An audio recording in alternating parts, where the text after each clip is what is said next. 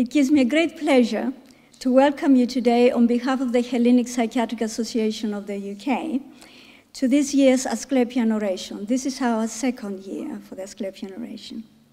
Our group is relatively young. We've been in existence for no more than 5 or 6 years, but we have been active and we're growing. We hold academic meetings which are informative, of high academic caliber, and useful to all, irrespective of experience. And we particularly aim to nurture the younger professionals still in training. In addition to the academic aims, our meetings also offer opportunities for networking, as well as social contact, and this is something that is very much valued by all of us in the group. The meetings have been so far limited to health professionals. However, this is now changing. We have recently joined the Hellenic Center, so we're full members of the organization, and this is actually our first event at the Hellenic Center. Membership to the center means that we are able to hold our academic meetings here, which for practical reasons is obviously very useful to us, to have a stable base, a stable venue for the meetings, but also, and most importantly, this makes our lectures available to the wider community, and I'm delighted to see today quite a few people who are non-professionals attending the meetings. Now, as you know, the meeting is about Asclepius, and it's called the Asclepian Oration. Now, why Asclepius? I won't say very much, so I don't have time to talk about Asclepius, but just very briefly to put it in context, Asclepius was the god of medicine. He was considered the dispenser of healing, but also he was a highly skilled professional, a highly skilled doctor.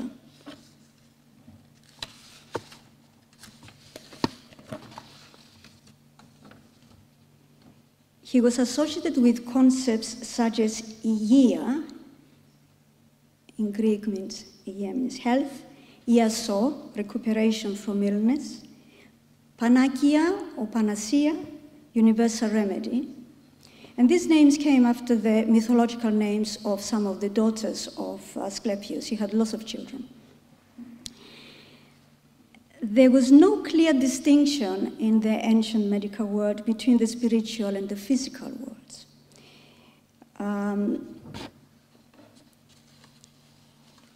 Asclepius represents the healing aspect of the medical arts. And without denying its solid scientific base, medicine today, in clinical practice, and particularly psychiatry, relies also on art. It is an art to make the connection with the patient. So, for this reason, we chose Asclepius as our patron for this oration. Well, welcome everybody. It's a pleasure to see so many people here. I'd like to extend a special welcome to the Cultural Councillor of the Cyprus High Commission, Achilleas Hadjikyriakou, who has taken the time out of his very busy schedule to accept our invitation to attend this meeting. I'd also like to welcome and thank the Hellenic TV for covering this event and making it accessible to an even wider audience. Thank you. This is up there. And it is now time to welcome our special keynote speaker, Professor David Skews, who will deliver this year's oration. Professor Skews doesn't need introduction to many of you, but for those who don't know him, if I could say a few words about his wide range of expertise. He is Professor of Behavioral and Brain Sciences at the Institute of Child Health at the University College London. He is also Honorary Consultant in Developmental Neuropsychiatry at the Institute of Child Health at the University College of London. He is an Honorary Consultant in Developmental, he qualified in medicine at Manchester University, and he subsequently trained in academic child psychiatry at the Institute of Psychiatry and the Maudsley Hospital. And then he moved to the Institute of Child Health in 1985, where he obtained his higher research degree. His team, based at Great Ormond Street Hospital, provides a national clinical service for children with high-functioning autism spectrum disorders. Dr. Skoudas' approach to research is quintessentially interdisciplinary and translational. He has fostered a range of current national and international research collaborations on the development of social cognition, and these range from basic sciences, genetics, neuropeptides, metabolic disorders, through epidemiology to clinical applications, a true translational approach. He has been closely involved in the development of novel methodologies for the assessment of autistic traits, including the computerized 3D eye interview for autistic spectrum disorders and related conditions. And this is used by over 20 countries worldwide, many in translation in their own language. He has served on a large number of editorial boards and formerly edited the Journal of Child Psychology and Psychiatry. He is currently also editor of the Journal of International Psychiatry. He has been elected a Fellow of the Royal College of Physicians, the Royal College of Psychiatrists, and the Royal College of Pediatrics and Child Health. I could go on, but I better stop here, and I'll allow Professor Skoudas to deliver his lecture.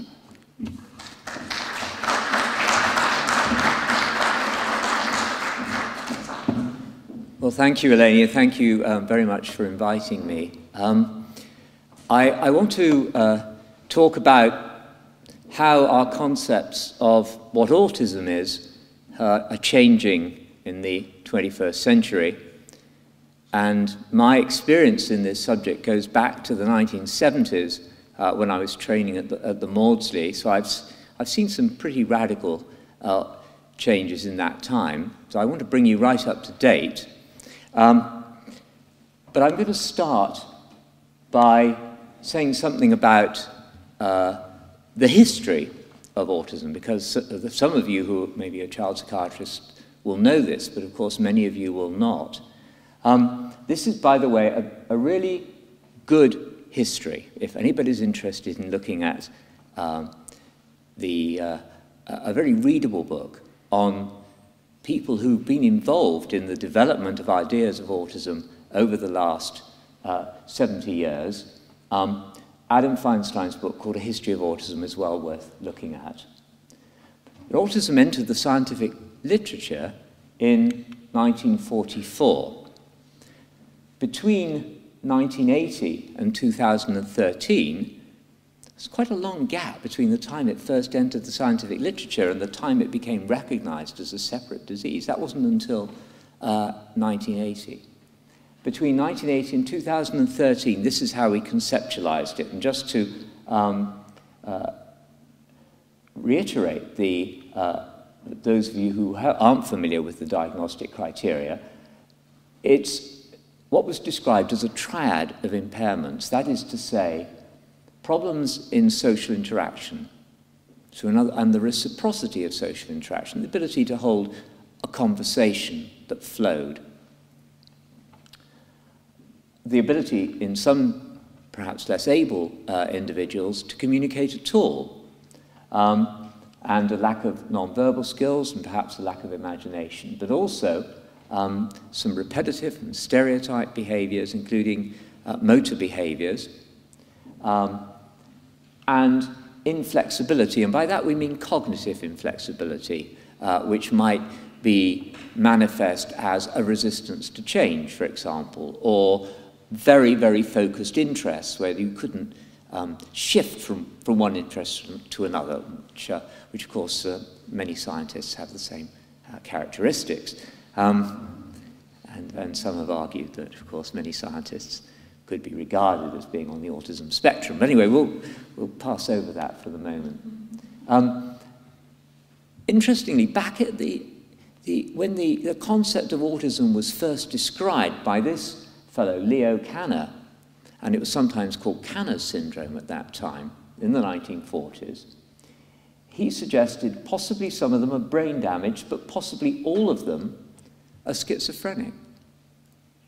And so way back when autism was first described, there was real confusion as to whether autism and schizophrenia were somehow related.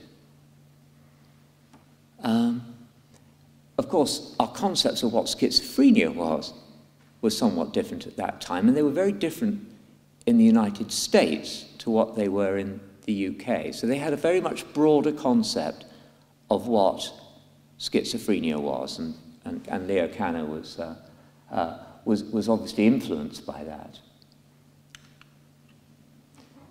So I'm going to talk a little bit about diagnostic practice, because after all, diagnostic practice underlies changing concepts. What we regard as a psychiatric disorder is defined according to two diagnostic systems that exist. One which is used in the US, which is called the Diagnostic and Statistical Manual of the American Psychiatric Association, and the other of which is used in the rest of the world, which is called the International Classification of Disease. And the International Classification of Disease is now in its 10th revision. The Diagnostic and Statistical Manual is now in its 5th revision, and I'll say some more about that in a moment.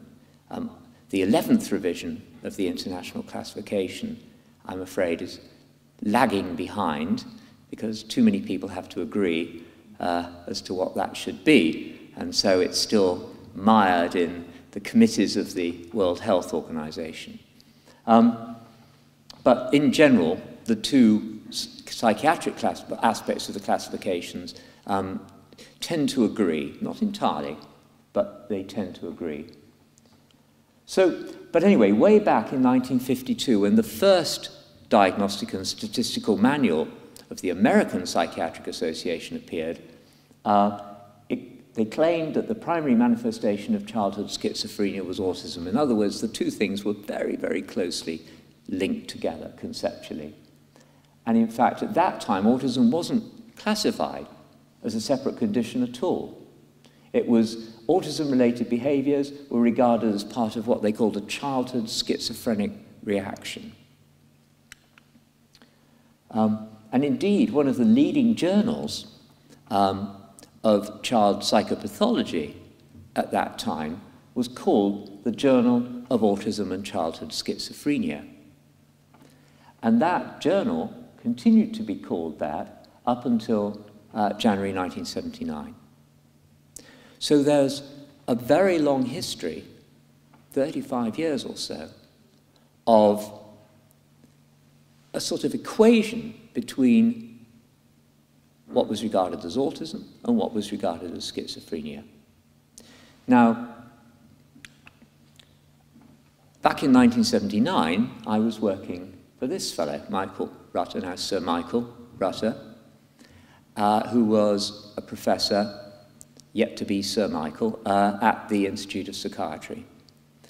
And he felt strongly that autism and schizophrenia were entirely separate conditions. And he was instrumental, along with these other editors of that journal, in changing the title. So it became the Journal of Autism and Developmental Disorders rather than the Journal of Autism and Childhood Schizophrenia. And that was a very important step in our understanding of autism. And if I had suggested when I was working for him that there was any connection whatsoever between autism and schizophrenia, I would have been in big trouble. So autistic children rarely develop schizophrenic symptoms when they're older. I think that's probably still true. We'd still agree with that. So just to recap, autism entered the scientific literature in 1944. It wasn't until, in fact, 1980, the third revision of the Diagnostic and Statistical Manual of the American Psychiatric Association, which always seems to lead the ICD, that in 1980 it became a separate diagnostic category. And then recently as 1994, the fourth revision introduced the term Asperger syndrome. Now, interestingly, that term Asperger syndrome is one that you're probably all familiar with. Is anybody here who's not familiar with that term? It's sort of entered common parlance. And, you know, we have a lot of ideas about sort of people we might regard as having Asperger syndrome. It isn't what Hans Asperger, who was also writing in the 1940s, described. I'm not going to go into what he described. He kept changing his mind, actually, as to what his syndrome was, right up until almost the time of his death. So certainly what was defined as Asperger syndrome in this revision was not what Hans Asperger had defined it as. But it acquired a sort of political momentum. People were happy, and I was working clinically with these individuals at that time. People were actually not too unhappy about being described as having Asperger syndrome, and parents weren't too unhappy about having their children described as Asperger syndrome, particularly within the last 10 or 15 years. There became a sort of idea that this was actually highly intelligent people had Asperger syndrome. You know, Einstein had Asperger syndrome, or Bill Gates had Asperger syndrome, as a sort of ideas that people had. And I'm not saying that either of those individuals actually did, but it became what one of my colleagues has described as a political diagnosis. So it was acceptable to have that label. Unfortunately, I would say, as we'll see in a moment, the scientific basis for a distinction between autism and Asperger syndrome was never there. However, the 10th revision of International Classification of Disease, which was released around the same time as DSM-4, adopted exactly the same criteria. Now, what's happened since the release of this fourth revision of the Diagnostic and Statistical Manual, which was slightly revised in 2000, is a hugely expanded diagnostic criteria, allegedly led to higher estimates of prevalence. So that means that there's been, or at least it would appear that one reason why there's been an increase in apparent prevalence of autism, or autism spectrum disorders, since 1994, is due to the change in diagnostic criteria. I'm sure you're all aware that there has been this massive increase in apparent prevalence of autism, and there's a big dispute in the scientific world as to why this might be. Is it because of that change in diagnostic criteria, which seem to broaden the concept of autism somewhat? Is it because this is just getting more common, really, really getting more common? Or is it that we're just getting better at spotting it?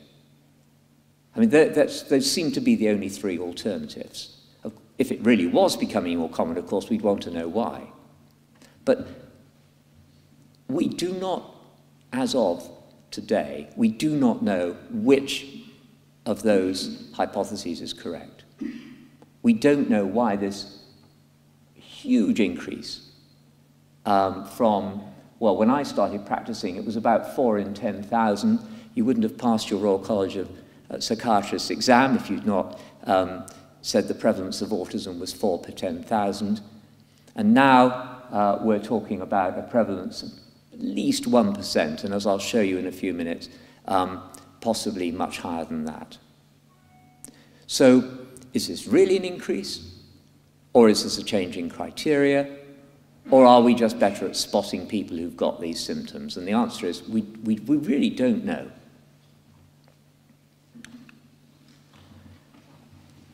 At the moment, the best epidemiological data on this subject come from the United States. And I just read yesterday that the Centers for Disease Control, who are responsible for many of these prevalence studies, are going to undertake another one to look at the change in prevalence which has come about because of the 5th revision of the Diagnostic and Statistical Manual. I'm going to tell you a bit about that because it's a really important change in diagnostic criteria that's happened with that latest release. But before I do that, I just want to describe what's been happening in the US. As I say, probably reflected in this country and in other countries in the world. Certainly a sort of thing's been happening in Japan, possibly in the UK. We don't, unfortunately, have the data.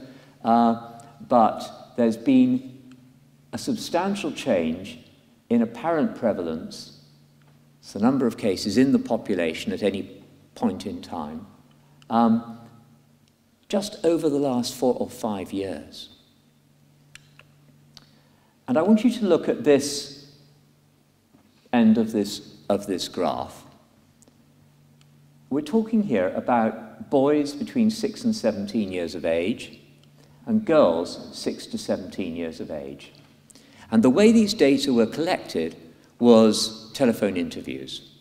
So these are very large samples, but what was happening was the researchers were calling around and asking, do you have a child, has your child got a diagnosis of autism? And is it mild, moderate, or severe? So this is parent-reported prevalence. That's a caveat, of course. We don't know who gave the diagnosis. We don't know whether it was a valid diagnosis. But at least parents say, my child has this diagnosis. And I think that in itself is an important observation. So back in 2007, 1.8% of boys in the US were reported to have had a diagnosis of autism and 0.49% of girls. So you can see the ratio there is about 4 to 1, something like that. Now, in 2011 to 12, that figure is up to 3.23% of boys. 1 in 30 boys in the US, assuming this is a statistically representative sample, has a diagnosis of an autism spectrum disorder. That is absolutely astonishing, isn't it? And what a change from when I started practicing, and I was, under pain of death, I was told it was 4 per 10,000. Interestingly, the proportion of girls with a diagnosis is just 0.7%. So that discrepancy, we're talking nearly a ratio of, which has increased between boys and girls. This is summarize those figures for you. 1 in 30 boys in the US has been given a diagnosis, but it's about 1 in 140 girls. And I would argue that that is an underestimate. The sex ratio is nowhere near as large as that. And the reason why it appears to be is that the ascertainment is largely of school-age children, and it's largely boys who are responsible for increased prevalence. What's happening here is that boys who are in adolescence, particularly, this is where the biggest increase is occurring, are being recognized as apparently having autism spectrum disorders proportionately more rapidly than boys in any other age group. And these boys are very largely in mainstream education. This is also a massive change in our conceptualization of what autism is since I started training. And since those figures on that very dramatic graph that you saw earlier, the exponential rise in prevalence, that's what's largely accounting for this difference. So back in the 70s, we thought that 80+% of children with autism or autism spectrum disorders, but it was just called autism in those days, had mental retardation, intellectual disability. Nowadays, the vast majority of children who are being diagnosed have normal range IQ. So that increase that you're seeing in adolescent boys reflects the diagnosis of autism in boys who are in mainstream education without specific or generalized learning disability. That's a very interesting change, but this isn't happening in girls. And I suspect the reasons for that are that girls with exactly the same underlying problems in terms of social communication are not being picked up. Maybe that, I'm not going to talk about that in any detail, but if anybody's interested in asking questions about that afterwards, I can talk about it. And I should also just flag up, I'm doing something called a webinar on the 28th of January, which is for the Simons Foundation. It's a US not-for-profit organization very interested in autism. And this will be a world broadcast, but largely, effectively be to the US, but we'll be talking about autism in girls. Anyway, so the changing views of autism as a subset of people with mental retardation, that's changed. And it's sort of illustrated in this contrast between two covers of Time magazine. Both contain articles about autism, one published in 2002 and the other in 2006. And I think this rather beautifully illustrates the point that I'm making. In just 4 years, they've gone from choosing this lad, I'm not sure he's posing that, rather strange sort of motor, what's supposed to be called a motor stereotypy, but to this lad, who obviously looks perfectly normal. So autism has gone from being something that is weird to something that you can't see. In just 4 years. That's all part of this reconceptualization as to what an autism spectrum disorder is. And this is just to illustrate that point about the new diagnosis that's being of children with so-called mild autism spectrum disorders.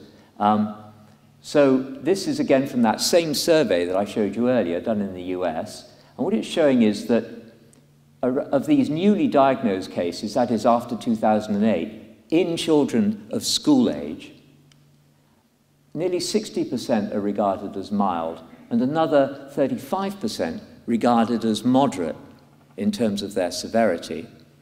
Now, I think that that's parent-reported mild and moderate. I think that that means effectively not mentally retarded.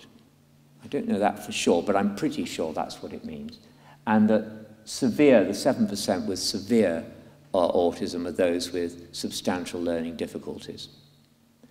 Now, I should say that as a clinician, my clinic at Great Ormond Street Hospital sees children that have what would be regarded here as mild or moderate autism spectrum disorders, because we only see children with normal range IQ. We started a specialist clinic for that purpose because when we started it, which was about 16 years ago, very little was understood about these children with normal range IQ. Most clinics saw preschool children with learning disabilities if they were specialist clinics who saw anything at all. So we were the first clinic in the country to see children with normal range IQ and autistic disorders.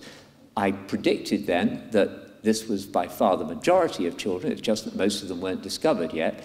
And I think these figures sort of bear out that my prediction was correct. Well, in May 2013,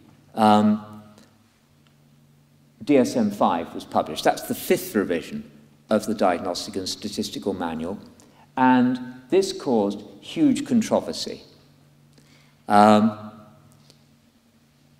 Although this covered every psychiatric disorder in both children and adults, the one aspect of this revised collection of criteria for diagnosis that was focused on internationally was the fact they changed the criteria for autism.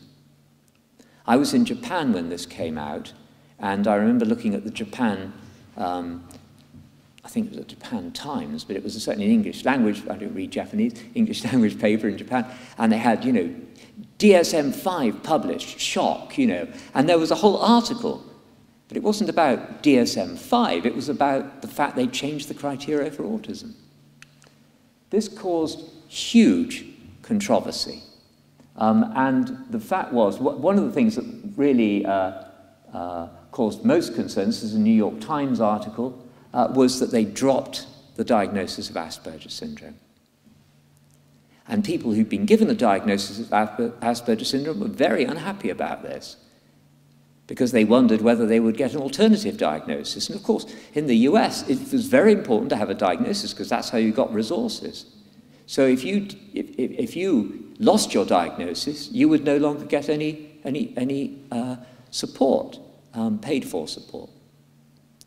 So hence this headline, new definition of autism will exclude many, study suggests. And that was absolute mayhem. I rather like this blog, if anybody's interested. It's written by a guy called John Brock. It's called Cracking the Enigma. He's got this image here of a bouncer, and it says, if you don't meet the necessary criteria, you can't come in. You know, the idea was that DSM-5 was going to shut the door on the diagnosis for many people with autism. And in fact, talking to people who were part of the committee that made this decision, I learned, and this isn't a particular secret, but it was very clear that what they wanted to do was indeed reduce this exponential rise in diagnostic ascertainment by changing the criteria, making them stricter.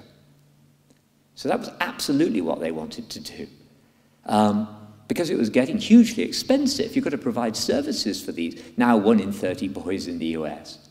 And that's what the new epidemiological study in the States is going to be looking at, by the way. It's going to look at whether DSM-5 has been successful in closing the tap, as it were, turning off the tap of this new diagnoses. Because as you can see, even between 2007, 2011, 12, there's been a massive increase in apparent prevalence. So this is what DSM-5 has done. It's reduced those 3 dimensions that I talked about at the beginning to just 2. And it's merged, it's merged them to, what am I doing? Let me go back. Yeah. Right. It's merged them together. It's actually merged communication and reciprocal social interaction into one dimension, and repetitive and stereotype behaviors into another. And what's, interestingly, what it's done is say, if you've just got the social communication problems, you will not have autism, you will have something called a social communication disorder, which isn't autism. This is perhaps a bit fine print, but it's a very peculiar thing to do. These people were formerly part of what would loosely be called the autism spectrum, up until May 2013. And now they're outside the autism spectrum. Will they lose their diagnosis? Will they still get resources? Nobody knows. And then there's a group of people with repetitive and stereotyped interests and behaviors. They, by the way, don't get any diagnosis at all. But there's some illogicality here, and I wrote about this in an editorial in the Journal of the American Academy when the draft criteria were first published. I do think that DSM-5 gets a lot of things right, and I think it was right to drop this diagnosis of Asperger's syndrome, which didn't have any real scientific validity, in my opinion. It, however, introduced this new diagnosis of a social communication disorder, which is, I mean, why do we need a new diagnosis? We've got too many diagnoses already, I think, in psychiatry. the 11th revision of the International Classification of Disease is not going to include social communication disorder, and I know that because I wrote it. I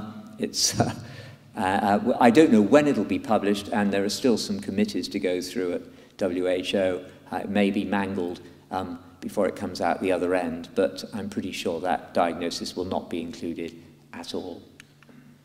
But now I want to talk about something a little more conceptual to do with the implications of these changes for our conceptualization of what mental health disorders are. Some of you may have heard of this chap, Tom Insel. He's the director of the National Institutes of Mental Health in the US, and he has an enormous budget which funds a very substantial amount of the mental health research in the USA, billions of dollars. And what he said was, when this DSM-5 came out, and was speaking about not just autism, but really all mental health disorders, he said its weakness, and this is just before it was published in May, its weakness is its lack of validity. The DSM diagnoses are based on a consensus, not on a laboratory measure, which of course as psychiatrists, we know that's how diagnoses have evolved. But he said, you know, we can't go on like this. We can't go on having a group of people sitting in a room for a couple of years and coming to some sort of agreement as to what bipolar disorder is, or schizophrenia is, or autism is. It's very old-fashioned way of going about things. And so he wanted to launch something called the Research Domain Criteria Project, which was essentially looking to the future, saying, in future, we will not be making diagnoses by sitting down, talking to patients, gathering symptom counts, and so on. We'll be doing blood tests, we'll be doing brain imaging, we'll be using biological measures. Now, I can see some people smiling here. You know, whether or not that is true, ever going to happen in our lifetime, I have no idea, even whether it's conceptually sensible to say that. But that's what Tom wants to do. And of course, he's a very influential man, because he holds the purse strings. And so in the US, amazingly, you cannot now get a grant from NIMH if you say, I'm going to study autism, I'm going to study schizophrenia, I'm going to study bipolar disorder. It will not give it to you.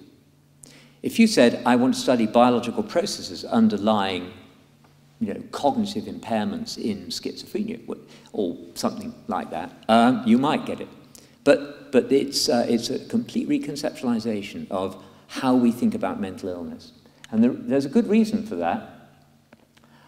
He said that mental disorders are biological disorders involving brain circuits. We need to map those circuits. I mean, that's the general idea. Unfortunately, at the present time, we don't have any biomarkers for autism.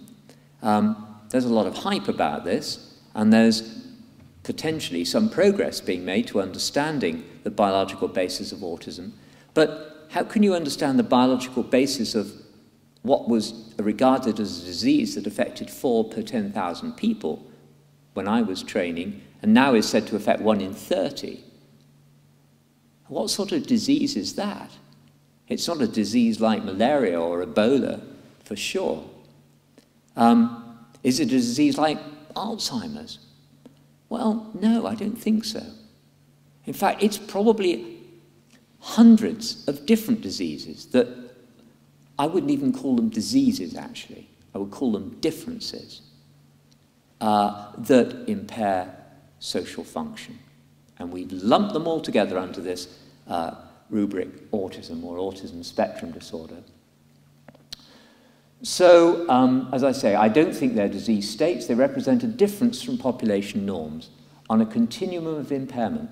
So that's another major change in the way that we've conceptualized autism, which is reflected in DSM-5. It's no longer regarded as a disease state. It's no longer regarded as being very closely linked to mental retardation. It's regarded as the extreme of a continuum of abilities in terms of social communication, of a continuum in terms of what I would loosely call cognitive flexibility. There are probably many different autisms, So our current, I choose this as a Greek, Hellenic Center, a chimeric diagnostic system. I rather like this definition, which I took from Wikipedia, describe anything composed of very disparate parts perceived as wildly imaginative, implausible, or dazzling. And I don't know about dazzling, but I think our current diagnostic system is certainly wildly imaginative and implausible. It's just that we don't have a better one at the moment. So, briefly, I just want to say something about comorbidity. Comorbidity is a term that we psychiatrists use to mean where there's more than one condition present in the same individual, more than one psychiatric condition in this case. And when I was training, I was told, actually in medicine before I ever got into psychiatry, we had to apply Occam's razor. That is to say, you did not want to give multiple diagnoses to anybody. You found the diagnosis which best fitted that patient's signs and symptoms. And we did the same thing in psychiatry. And this was something people believed passionately in the UK. The Americans were always a little more flexible about this, and they were regarded with, I would say, almost a degree of contempt by my colleagues at the Institute of Psychiatry for their woolly thinking, because we knew that, we had to force everybody into a diagnostic box. Of course, bearing in mind that box was defined by a group of experts. There was no biological basis for what the box was. But until DSM-5, until May of last year, there were draconian exclusion rules applying to the diagnosis of comorbidity. And you could not, in either diagnostic system, for example, say somebody had both autism and attention deficit hyperactivity disorder. That was forbidden. So if you wanted to treat the attention deficit disorder of a child with autism with stimulant medication, which is what we know is pretty effective in treating ADHD, you could do it, but you couldn't say you were treating the ADHD. You'd have to treat the autism with a stimulant, which was obviously nonsense. How this ever came about, I was actually there when these debates went on, and I can't tell you really how it came about, except that we were all imbued with this idea from our medical training that we had to apply Occam's razor. As a principle, medicine was founded on this. But of course, it militated against the discovery of biomarkers and genetic influences that could overlap. And in fact, what we've found within the last few years, and I'll end on a slide that just emphasizes this point, is that unfortunately, our genetic makeup plays a very important part in predisposing us to what we call these neurodevelopmental disorders. Our genetic makeup doesn't make a clear distinction between autism and schizophrenia and bipolar disorder and intellectual disability. In fact, the very same gene anomalies that lead to autism also seem to lead to schizophrenia. It's very confusing. And this is something we've just discovered within the last few years. But, people have noticed that there is comorbidity. Clinically, this is really important. Back in the 70s, we never talked about anxiety being seen in people who have autism. Clinically, that is of huge importance. If you treat the anxiety that's associated with the condition, then you can ameliorate some of the symptoms of autism. And you can see that the number of publications about this has risen dramatically, even in the last 5 to 10 years. People are daring to say there's comorbidity. And I mean daring, because you couldn't get those papers published 15 years ago. I was editing the leading child psychiatric journal in the UK. It's called Journal of Child Psychology and Psychiatry at that time, back here in the 90s. And the papers would be thrown out because they talked about comorbidity.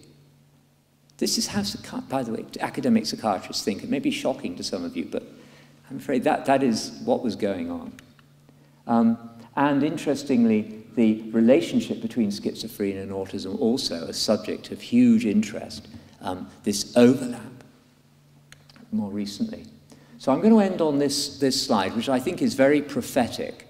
It was published last year by some colleagues of mine from the University of Cardiff. And what it shows here is just 4 syndromes that we might regard as being neurodevelopmental in the sense that they have biological basis. We're pretty sure about that. Largely biological. I'm not excluding the influence, of course, of environment, but these will be found eventually to have some underlying biological difference or abnormality. Intellectual disability, autism, schizophrenia, and bipolar disorder or manic depression. And what they've shown here in this rather neat slide, I think, is that there's a sort of continuum, or could be regarded as a continuum between those conditions of cognitive impairment being rather more common in those with autism, for example, than those with schizophrenia. Obviously, by definition, cognitive impairment seen in intellectual disability. Mood disturbance, perhaps more common in this group, although I would argue that anxiety is a big issue here for people with autism, but not perhaps for many people with depression or mania. But this is quite interesting. The genetic risks are not specific. The more genetic anomalies you have, the more likely you are to have intellectual disability. It's not just which ones you have, but the number of these anomalies that you have. Very little understood about this at the moment. But the important thing is that we're now looking at all these disorders on a sort of continuum, no longer separated into their little boxes as defined by expert groups, but saying let's look at all these mental disorders together and let's understand the biological roots of these and the pathways that might push you down, in one direction or another direction. How do we understand that? How is it that a parent that's got a genetic anomaly that we can identify using modern molecular techniques appears to be entirely normal, and yet their child who's got the same genetic anomaly has got intellectual disability and autism? How does that come about? We're increasingly recognizing these things. So this is where we're at the moment. I'm afraid all the cards have been thrown up in the air and they've come down in sort of random pattern. The certainties that we had 20 or 30 years ago seem to have gone out the window. As we know more, we know less. But it's quite an exciting time to be, I think, a young researcher in psychiatry. Hopefully, in your professional lifetime, we will gain a lot more understanding about what these pathways are. But at the moment, I have to say we're in a state of some confusion. And I'll stop there. Thank you.